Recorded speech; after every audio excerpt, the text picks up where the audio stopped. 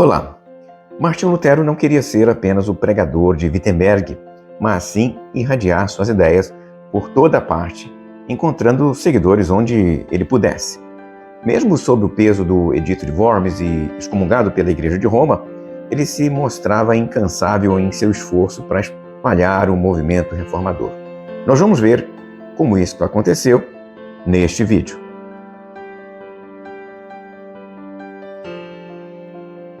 Como um apóstolo Paulo germânico, Lutero pastoreava à distância, usando um meio muito poderoso, as cartas. A razão disso, formalmente, diante das leis do Império, ele era um criminoso. Não poderia deixar as terras da Saxônia. Caso isso acontecesse, seria preso e morto. Por isso ele atua intensamente por meio da escrita de livros e cartas.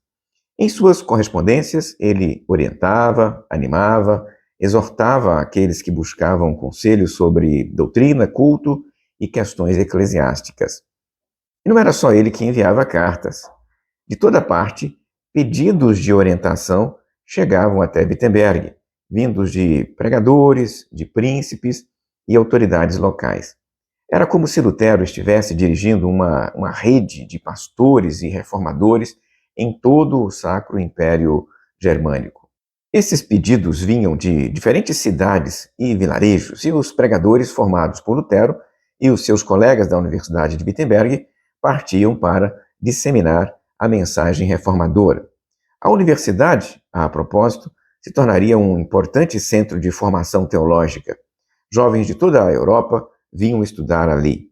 Muitos destes, ao retornarem para suas casas, voltavam como pregadores comprometidos com a nova fé. Mas por que o movimento de Lutero se espalhou tão rapidamente? Uma explicação para isto está no desejo generalizado de mudanças. Muitos daqueles que se juntaram à reforma não se viam necessariamente rompendo com a igreja, mas sim tentando purificá-la de dentro. Outros, mais radicais, viam a reforma como uma libertação das amarras canônicas centralizadas lá em Roma. Não podemos esquecer do papel dos príncipes alemães.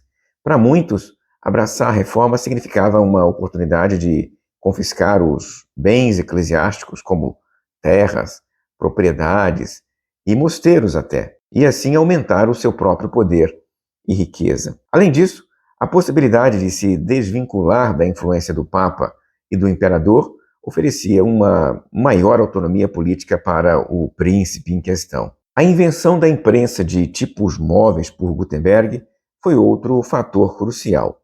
Panfletos e livros em alemão voavam para tudo quanto é canto, levando as ideias de Lutero até tabernas, vilas, às vezes as mais distantes. Sermões e escritos também circulavam com muita rapidez, permitindo que as palavras de Lutero se tornassem acessíveis para um público amplo e diverso, coisa que não aconteceria antes da invenção da imprensa. O impacto era tamanho que, para muitos, parecia que o próprio Martinho falava diretamente a eles, mas era por meio daquilo que ele escrevia que isso estava acontecendo. Os escritos de Lutero se destacavam pela linguagem vibrante, dinâmica, que rejeitava as formalidades e os ascetismos dos frades, além daquelas disputas complicadas que os escolásticos faziam. Para Lutero, a fé verdadeira deveria ser acessível e fundada nas Escrituras. Este apelo a um cristianismo, então, autêntico ou mais autêntico, encantava aos leitores de tudo quanto é canto do Império, cansados das práticas rotineiras e das disputas internas da Igreja medieval. Contudo, o sucesso rápido trouxe os seus próprios desafios, como o surgimento de pregadores que enfatizavam uma interpretação mais subjetiva do texto bíblico. Lutero logo percebeu o risco de fragmentação do movimento. As comunidades precisavam de uma estrutura estável para evitar que a reforma se tornasse uma coisa caótica. Foi então que ele buscou e aceitou o apoio das autoridades civis, dos príncipes, para garantir a estabilidade e a organização das novas igrejas. Esta organização das igrejas reformadas dependia muito, então, dos príncipes, dos magistrados que abraçavam a reforma, especialmente em regiões como a Saxônia e a Prússia. Embora Lutero insistisse que os príncipes não deveriam governar a igreja, a verdade é que a ajuda deles era indispensável, o que acabou resultando em certa submissão eclesiástica destas igrejas reformadas. Deixa eu falar agora sobre a Dieta de Spira, convocada para 1526. Ela se tornou um marco na história do movimento. Inicialmente, a Assembleia permitiu que os príncipes governassem suas regiões de acordo com as suas consciências, pelo menos em questões religiosas, enquanto eles aguardavam a convocação de um concílio pela Igreja ou até mesmo pelo imperador Carlos V. No entanto, 3 anos depois, em 1529, uma nova dieta revogou esta liberdade, levando alguns príncipes a protestarem contra as decisões tomadas. O protesto assumiu a forma de um documento intitulado Protestatio.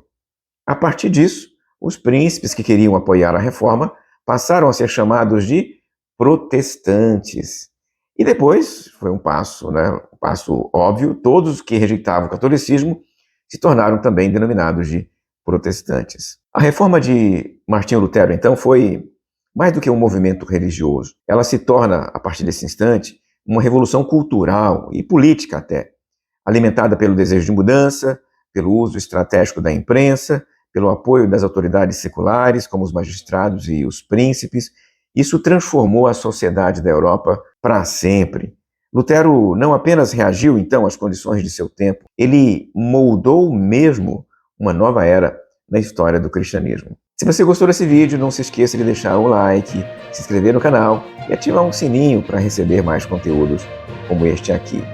Também quero divulgar para você 2 cursos EAD que eu tenho à sua disposição.